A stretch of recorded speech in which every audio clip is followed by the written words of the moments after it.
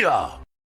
What's going on, ladies and gentlemen? Welcome back to the Fringe. Boy, do we have some news for you today. And no, I won't be able to playing any clips from what happened in the House of Commons because these days it seems like, again, if you tuned into my live stream last night, there's a lot of things going on when it comes to fair use and content laws that are going around on YouTube right now, where sharing political events seems to be getting slapped down.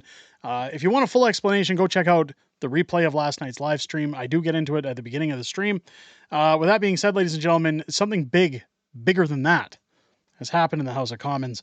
As of yesterday, the Trudeau government's bills have been put on hold. Because Justin Trudeau refuses to hand over the SDTC documents. There's a lot going on. I want to cover that, and I'm going to get right into that. No more blabbering. We're just going to go straight into it today, guys. The Trudeau government now defies Parliament, refuses to surrender the SDTC documents, finds Speaker. House of Commons Speaker Greg Fergus ruled the Trudeau government defied the authority of Parliament by refusing to hand over documents pertaining to Sustainable Development Technology Canada and its gross misconduct. The ruling comes in after an opposition motion demanded the Trudeau government hand over all documents pertaining to SDTC and the misuse of government funds to benefit companies in which its board of directors executives had conflicts of interest. This has been going on for a long time. We had multiple MPs on the channel to talk about these committees, what was going to happen, were charges ever going to come this way. Now we're getting into a point where Trudeau is being forced to hand over documents. Now, if you looked at the Emergency Act Commission, if you've looked at any time that the government has had to hand over documents, I think you can all expect to guess what will be coming our way should these documents be surfaced. It's certainly not going to detail anything. In fact, I'm willing to bet, much like the We Charity scandal, much like everything else Trudeau's been asked to produce documents for, will be heavily redacted. Again, their transparency, by definition, will be interesting to see. The ruling comes after an opposition motion demanded the Trudeau government hand over all documents pertaining to SDTC and the misuse of government funds. Again, just reiterating what happens.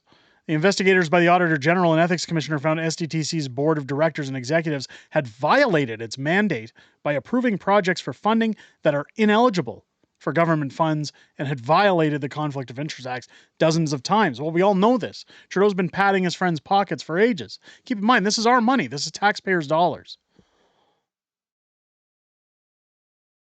In a motion put forward by the Conservative Party, supported by the NDP and Bloc, the House demanded the government hand over all files, communications, and financial records pertaining to SDCC's scandal to Parliament's law clerk. The clerk was then to submit the documents to the RCMP to investigate this matter. We covered this when it was told.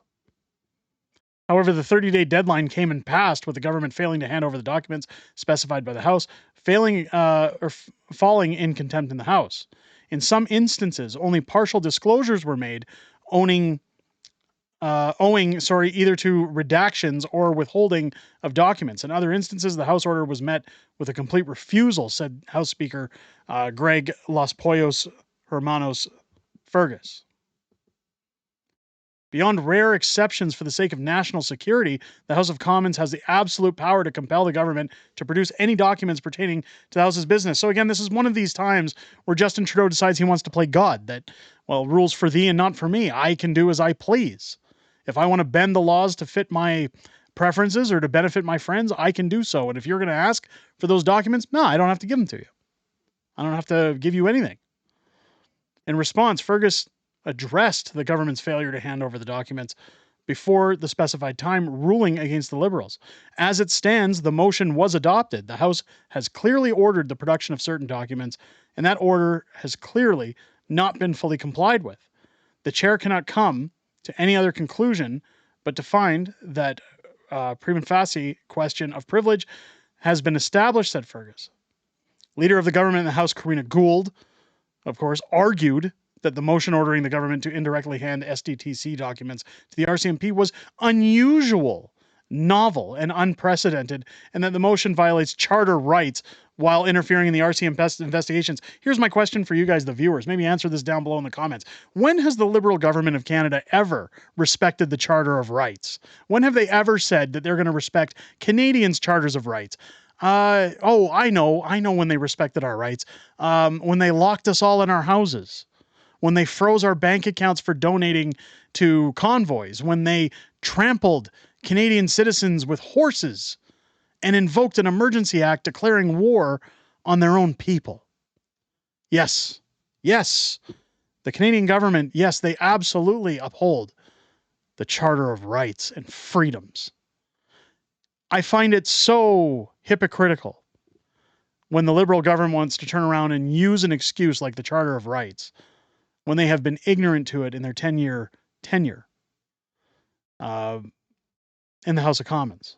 Karina Gould, of course, saying it's unusual that Canadians would want transparency on where Justin Trudeau has been spending their money.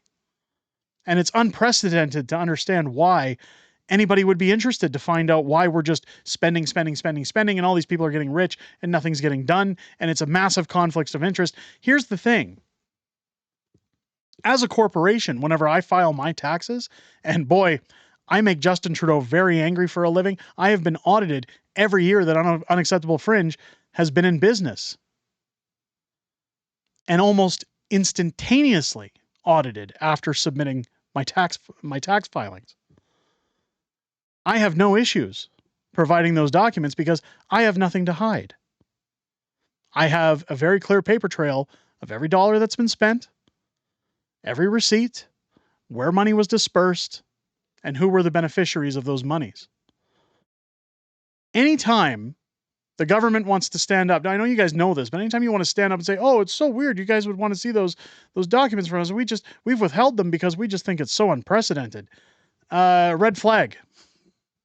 How do you say guilty without saying guilty? They could go to jail. They won't. We all know they won't. But they could go to jail for this.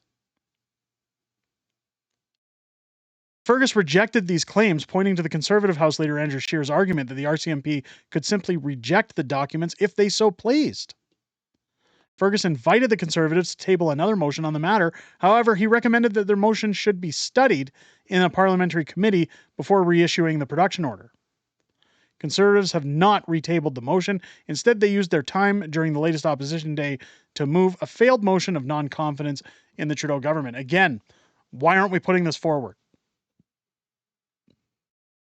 Liberals have stated that the strong opposition to Fergus's ruling, arguing the precedent of the ruling, sets will have disastrous consequences in the future. So you hold us to this standard now, boy, you're going to regret it.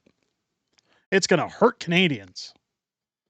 Trudeau government is no stranger to conflict with the House Speaker. In 2021, Trudeau government threatened to take Speaker Anthony Rota to court in an attempt to prevent the release of documents relating to the National Microbiology Laboratory. The issue was dropped after Prime Minister Justin Trudeau called for an election that his party eventually won. We all know what happened to Anthony Rota. Speaking of Karina Gould, she brought an SS corporal into the House of Commons.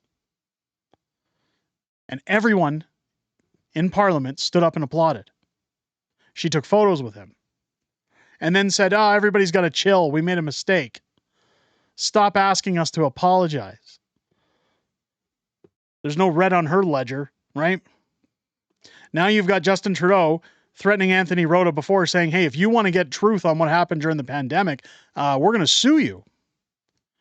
This is how snakes operate. We're going to do everything we can, kicking and screaming, to not be transparent with you, with Canadians, or anybody else. Who the hell is voting for Justin Trudeau? I know that there are tons of Marxist socialists that wanted to vote Justin Trudeau out of fear in the last election because they thought everybody was going to be unalived due to Justin Trudeau's divisive fear tactics. But when you see a government behave like this, how does this man even have, 28% of the support of Canadians in the latest polls? Where's he getting that support from? How corrupt can one person be? This is alarming. I've been told that Liberal bills are on hold. until the documents surface. It's going to be very questionable to see if Greg Fergus keeps his job. Now, I'm surprised that Greg Fergus would do this, given the fact that he's been very biased when it comes to his treatment of Justin Trudeau versus Pierre Poilievre on the side of the Conservatives. But I do have to give him recognition for holding his ground at a time where he could have simply said, we're going to let this pass. We're going to move forward. What happens next, again, whether we get redacted documents, whether we get transparent documents, whether the Conservatives, or when the Conservatives kick up a stink about this, I'm going to be very curious, because I think it should have been handled quickly. It should have been handled swiftly. Instead, they wanted to put through this motion to make a statement, I guess, for their optics. I don't know. Look, we all knew that nobody was going to vote in favor to call an election. The Bloc has given Justin Trudeau until the end of October to meet their demands before they're going to even entertain the idea of calling an election. So why waste our time? If it's to make a statement, fine, but this is the biggest statement they could be making at any point, is to expose Justin Trudeau before calling an election. I think it's within their best interest. Let me know what you guys think down below in the comments.